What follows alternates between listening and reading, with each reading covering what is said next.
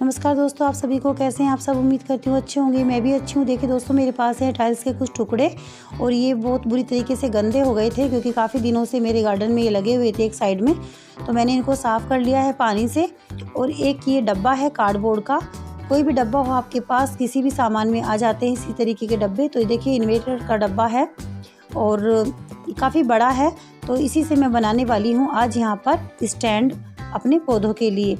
तो यहाँ पर मैं देखिए कुछ टाइल्स के टुकड़े भी लिए हैं और कुछ लिए हैं मैंने पीवीसी पाइप। आपके पास अगर पीवीसी पाइप नहीं तो यहाँ पर आप बोतल का भी यूज़ कर सकते हैं, जो पेप्सी की वगैरह की बोतल आती है कोई भी। और ये देखिए पॉलीथीन है, तो पॉलीथीन को मैं जितना बड़ा डब्बा है उसी के हिसाब से नाप के कट कर लूँगी, क्योंकि इसको बिछाने वाली हूँ मैं डब्बे की तली में।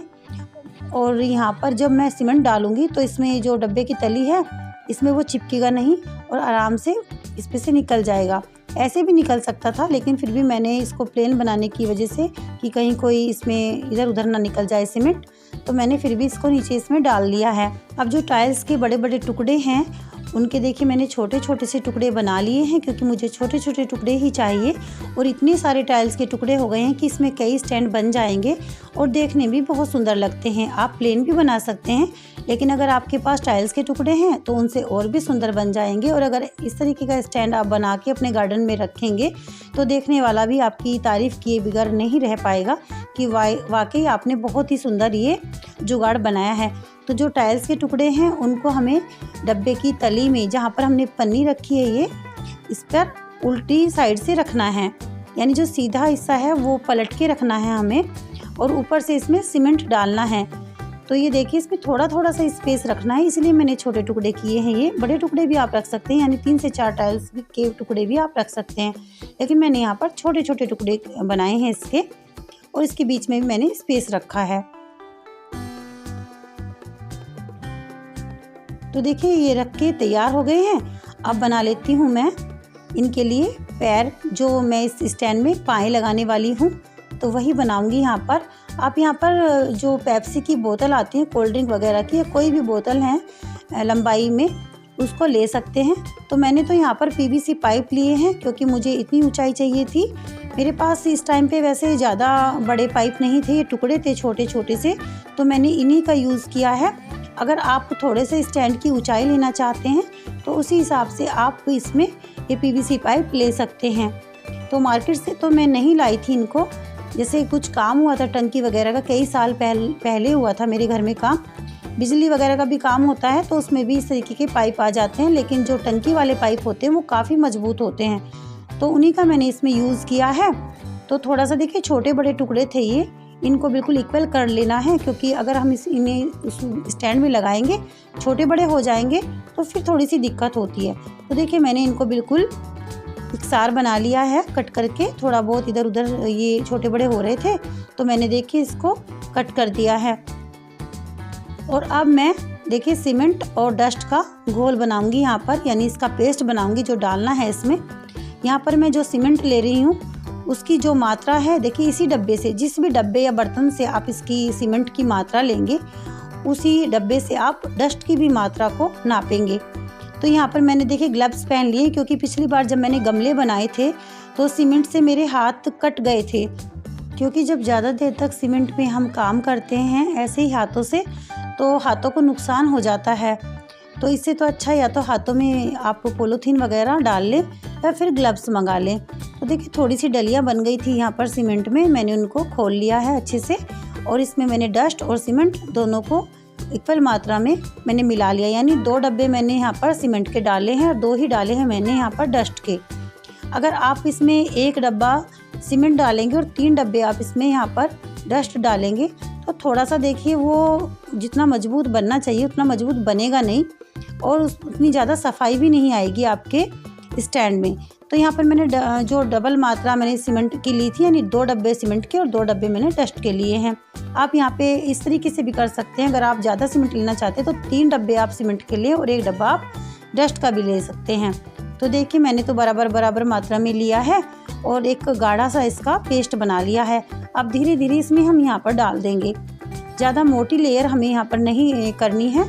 और देखिए हाथों से थोड़ा सा इसको इकसार कर लेना है, चारों कोनों में फैला देना है। अच्छे से, और इसे यहाँ पर प्रेस करते हुए अच्छे से थोड़ा थोड़ा दबाते हुए इसको इकसार कर लेना है यहाँ पर।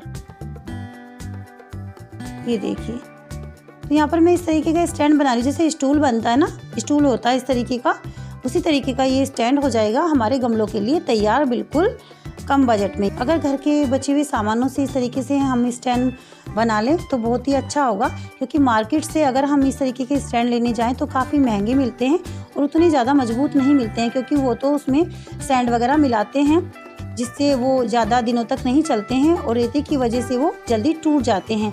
तो देखिए इस तरीके से तो ये काफ़ी मजबूत हो जाएगा। और जो पीवीसी पाइप में हमने काटे हैं यहाँ पर, उनको हम इस तरीके से लगा लेंगे।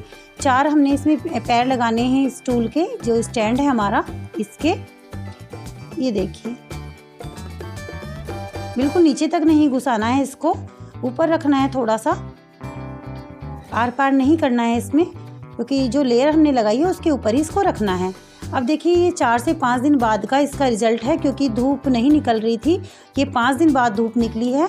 तो मैं इसको खोल दूंगी, क्योंकि मैंने इसको बार बार देखा था तो थोड़ा सा ये मुझे मतलब गीला लग रहा था, तो मैंने इसको हटा के देखा है।